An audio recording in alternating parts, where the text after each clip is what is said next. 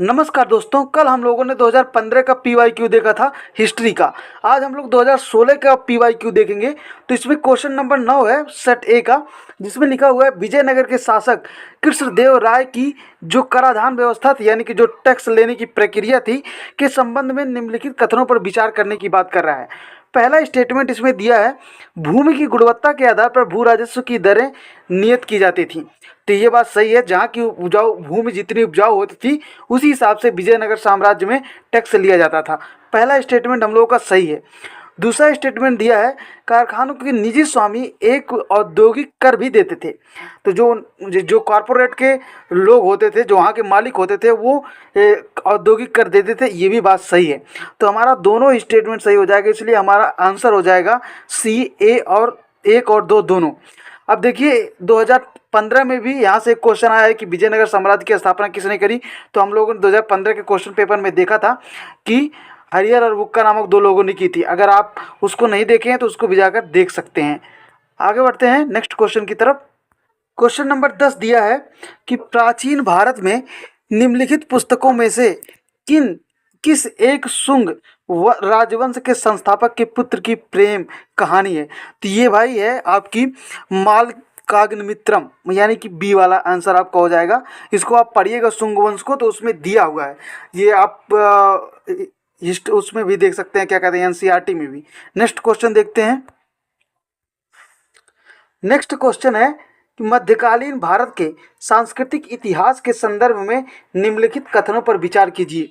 दिया है पहला स्टेटमेंट कि तमिल क्षेत्र के सिद्ध एकेश्वरवादी थे तथा मूर्ति पूजा की निंदा करते थे। बिल्कुल बात सही है। जो तमिल क्षेत्र के लोग थे सिद्धि परंपरा के, वो एकेश्वरवादी थे और मूर्ति पूजा का विरोध तो करते ही थे। दूसरा स्टेटमेंट हम लोगों में दिया है कि कन्नई क्षेत्र के लिंगायत पुनर्जन्म के सिद्धांत पर प्रश्न चिन्ह लगाते थे तथा जाति अधिक्रम को अस्वीकार करते थे। ये भी बात सही है, जाति व्यवस्था के ये विरोधी थे। तो दोनों ही स्टेटमेंट हम लोगों के सही हैं और ये आपको मिडिवल हिस्ट्री में मिल जाएगा। हमारा आंसर हो जाएगा 1 और 2 दोनों, यानी कि सी। नेक्स्ट क्वेश्चन देखते हैं। नेक्स्ट क्वेश्चन है, भारतीय इतिहास के मध्यकाल में बंजारे सामान्यतः कौन थे। तो बंजारे जो थे उनका संबंध व्यापार से था। ठीक है, इस बात को आपको याद रखना है। हमारा क्वेश्चन का जो आंसर होगा वो डी होगा। अगर मैं आपको इसका सोर्स बता दूं तो ये जो न्यू एनसीईआरटी है उसका क्लास 7 का जो है चैप्टर 7 और पेज नंबर आपको 95 पर मिल जाएगा। आपको आप वहां से देख सकते हैं पेज नंबर 95 पर, क्लास 7 के न्यू एनसीईआरटी। नेक्स्ट क्वेश्चन देखते हैं। नेक्स्ट क्वेश्चन है, स्वदेशी और बहिष्कार पहली बार किस घटना के दौरान संघर्ष की विधि के रूप में अपनाया गया था। ठीक है, और इससे पहले 2015 का जो हम लोगों ने देखा था उसमें भी ऐसे स्टेटमेंट दिए हुए थे। सेम ऐसे स्टेटमेंट 2-3 तो मेल ही खा रहे हैं। ठीक है, तो इसीलिए मैं कह रहा हूँ कि प्रीवियस ईयर क्वेश्चन को देखिए, उसके बाद से पढ़िए, फिर कोई टेस्ट सीरीज आप ज्वाइन करिए, तब मज़ा आएगा, तब आपको उसको टेस्ट सीरीज ज्वाइन करने का कोई लाभ मिलेगा। तो इसका आंसर हम लोग को होगा बंगाल विभाजन के विरुद्ध किया गया था स्वदेशी बहिष्कार। आपको पता है कि हमने 2015 के क्वेश्चन में गरम दल नरम दल देखा था, उसी से रिलेटेड यहाँ पर देखिए क्वेश्चन है। मैंने वहाँ कहा था आपको कि बंगाल विभाजन भी इसी समय हुआ था, तो आप जाकर वहाँ पे चेक कर सकते हो, उस वीडियो को देख सकते हैं, मैंने उस वीडियो में बोल रखा है। नेक्स्ट क्वेश्चन देखते हैं। नेक्स्ट क्वेश्चन है, भारत के धार्मिक इतिहास के संदर्भ में निम्नलिखित कथनों पर विचार कीजिए। पहला स्टेटमेंट इसमें दिया है, बोधिसत्व बौद्ध मत के हीनयान संप्रदाय की केंद्रीय संकल्पना है। तो ये स्टेटमेंट गलत है, क्योंकि हीनयान नहीं होगा, यहाँ पर महायान होगा। ऐसे वर्ड को ट्विस्ट कर देता है। सेकंड में दिया है, बोधिसत्व अपने प्रबोधन के मार्ग पर बढ़ता हुआ करुणामय है। ठीक है, और तीसरा स्टेटमेंट दिया है, ये तो फिलहाल सही है। तीसरा स्टेटमेंट दिया है, बोधिसत्व समस्त सचेतन प्राणियों को उनके प्रबोध के मार्ग पर चलने में सहायता करने के लिए स्वयं की निर्वाण प्राप्ति विलंबित करता है। ये भी स्टेटमेंट हम लोगों का सही है। इसमें का मतलब पहला स्टेटमेंट गलत है, तो हम लोग 2 काट सकते हैं और हमारा बी जो होगा वो आंसर हो जाएगा 2 और 3। नेक्स्ट क्वेश्चन देखते हैं। क्वेश्चन है सत्यशोधक समाज ने संगठित किया था। तो जो सत्यशोधक समाज था उन्होंने महाराष्ट्र में एक जाति विरोधी आंदोलन हो रहा था उसको संगठित किया था। आपको पता है कि सत्यशोधक समाज की स्थापना 1873 में हुई थी। उसको किया था ज्योतिबा फूले ने।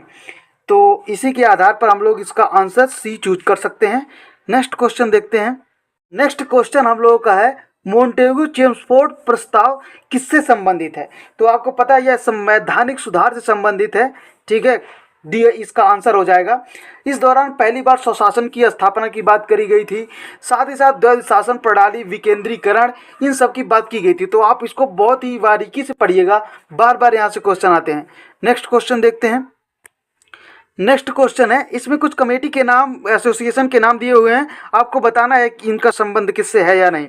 तो पहला स्टेटमेंट है इसमें कलकत्ता यूनिटेरियन कमेटी, और दूसरा स्टेटमेंट दिया है टेबरनेकल ऑफ न्यू डिस्पेंसन्स, और तीसरा स्टेटमेंट दिया है इंडियन रिफॉर्म एसोसिएशन। ठीक है, तो इसमें पूछ रहा है कि इनका संबंध केशव चंद्र सेन से है या नहीं। कितना जो विकल्प दिया हुआ है इसमें में से किन किन का संबंध केशव चंद्र सेन से है। तो आपको पता होगा जो कलकत्ता यूनिटेरियन कमेटी है इसकी स्थापना राजा राम मोहन राय ने की थी। तो इसको आप डिलीट कर सकते हैं। पहला अगर आप डिलीट करेंगे तो ये आपका ये ऑप्शन चला जाएगा, दो बचेंगे। ठीक है, तो ये दोनों का संबंध केशव चंद्र सेन से था। आप इनके बारे में पढ़ेंगे तो आपको पता लगेगा। हाँ, इसका विकल्प हो जाएगा बी, 2 और 3 दोनों सही हैं। तो आप केशव चंद्र सेन के बारे में, कलकत्ता यूनिटेरियन कमेटी के बारे में जरूर पढ़िएगा। आने वाले समय में हो सकता है यहाँ से क्वेश्चन बन जाए। चलते हैं नेक्स्ट क्वेश्चन की तरफ। नेक्स्ट क्वेश्चन है हम लोगों का क्वेश्चन नंबर 80। इसमें दिया है कि भारत के इतिहास के संदर्भ में निम्नलिखित युग्मों पर विचार कीजिए। शब्द और विवरण दिए हुए हैं, जैसे कि एरीपत्ती। एरीपत्ती का संबंध किससे है? इसमें लिखा है भूमि जिससे मिलने वाला राजस्व अलग से ग्राम जलाशय के रखरखाव के लिए निर्धारित किया जाता था। तो ये स्टेटमेंट बिल्कुल सही है। अधिपत्ति से जो भी राजस्व मिलता था, अधिपत्ति उस राजस्व कहते थे जो जलाशय के रखरखाव के लिए निर्धारित किया जाता था। तो ये स्टेटमेंट हम लोग का सही है। दूसरा दिया है तनियूर। तनियूर लिखा है इसमें एक अकेले ब्राह्मण अथवा एक ब्राह्मण समूह को दान में दिए गए ग्राम को। ये स्टेटमेंट गलत है, क्योंकि जो तनियूर था वो बड़े गांव को तनियूर कहा जाता था। मतलब जो छोटे गांव होते थे उससे जो बड़े गांव होते थे उसको तनियूर कहा जाता था। तो ये स्टेटमेंट गलत हो गया। तीसरा स्टेटमेंट दिया है घटिका। तो घटिका का संबंध मंदिरों के विद्यालय से था। तो ये बात बिल्कुल सही है। तो हमारा दूसरा इसमें गलत है। तो पहला स्टेटमेंट कट जाएगा और ये सी वाला भी कट जाएगा। तो पहला और तीसरा सही है, यानी कि हम लोग का डी आंसर हो जाएगा। चलते हैं नेक्स्ट क्वेश्चन की तरफ। नेक्स्ट क्वेश्चन हम लोगों का है कि मध्यकालीन भारत के आर्थिक इतिहास के संदर्भ में शब्द अरहट्टा किसे निरूपित करता है। ठीक है, तो बंधुआ मजदूर को, ये स्टेटमेंट गलत है। ठीक है, सैन्य अधिकारियों को दी गई भूमि जो अनुदान के रूप में, ये भी गलत है। तीसरा दिया है भूमि की सिंचाई के लिए प्रयुक्त चक्र जल चक्र यानी कि वाटर व्हील, इसको कहते थे, ये हो सकता है। तीसरा देखते हैं चौथा देखते हैं भूमि किसी भूमि में बदली गई बंजर भूमि। तो ये भी गलत है। देखिए, आप भूमि की सिंचाई के लिए उपयुक्त जल चक्र जो है इसी को कहते थे अरहट्टा। ठीक है, तो हमारा सी सही हो जाएगा। आप इसको एनसीईआरटी के क्लास 7 की एनसीईआरटी का चैप्टर 1 पेज नंबर 7 पर आप देख सकते हैं। ठीक है, आपको यहाँ तक मैंने बता दिया कि किस पेज पर है। आप एक बार जाकर जरूर देखिएगा, चित्र के साथ बना हुआ है। चलते हैं नेक्स्ट क्वेश्चन की तरफ। नेक्स्ट क्वेश्चन है, ये यहाँ पर फैक्चुअल क्वेश्चन है। दिया है भारत के सांस्कृतिक इतिहास के संदर्भ में इतिवृत्तों, राजवंशीय इतिहासों और जो वीर गाथा को कंठस्थ करना निम्नलिखित में से किसका व्यवसाय था। तो ये था मागध का व्यवसाय। जो मागध होते थे वो इन सब चीज़ों को रटते थे, याद रखते थे। ठीक है, नेक्स्ट क्वेश्चन देखते हैं। ये फैक्चुअल है, इसको आपको याद ही करना पड़ेगा। नेक्स्ट क्वेश्चन देखते हैं। नेक्स्ट क्वेश्चन दिया है 92 नंबर का क्वेश्चन दिया है, वर्ष 1907 में सूरत में भारतीय राष्ट्रीय कांग्रेस के विभाजन का मुख्य कारण क्या था। यानी कि 2007 में जो भारतीय राष्ट्रीय कांग्रेस का विभाजन हुआ था उसका मुख्य कारण क्या था।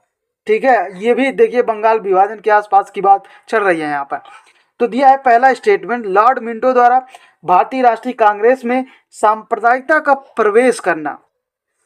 देखते हैं इसको। दूसरा दिया है, अंग्रेजों द्वारा भारत के साथ नरमपंथियों की वार्ता करने की क्षमता के बारे में चरमपंथियों पर अविश्वास होना। बात सही है, यहाँ पर नरमपंथी और गरमपंथी दो अलग अलग हो गए थे, तो ये स्टेटमेंट ज़्यादा करेक्ट लग रहा है। ये मुस्लिम लीग की स्थापना, इससे कोई संबंध नहीं। तो डी वाला ऑप्शन आप देख लीजिए। वैसे तो डी वाले ऑप्शन में लिखा है, भारतीय राष्ट्रीय कांग्रेस का अध्यक्ष निर्वाचित हो सकने के लिए अरविंद घोष की असमर्थता। एक आदमी के असमर्थन से आप सोचिए कि इतना बड़ा डिसीजन कैसे हो सकता है। तो ये भी स्टेटमेंट हम लोग का गलत हो जाएगा। हमारा जो बी है वो सही होगा। आप इसको जरूर पढ़िएगा। आगे बढ़ते हैं नेक्स्ट क्वेश्चन की तरफ। नेक्स्ट क्वेश्चन है और यह आज का लास्ट क्वेश्चन होगा।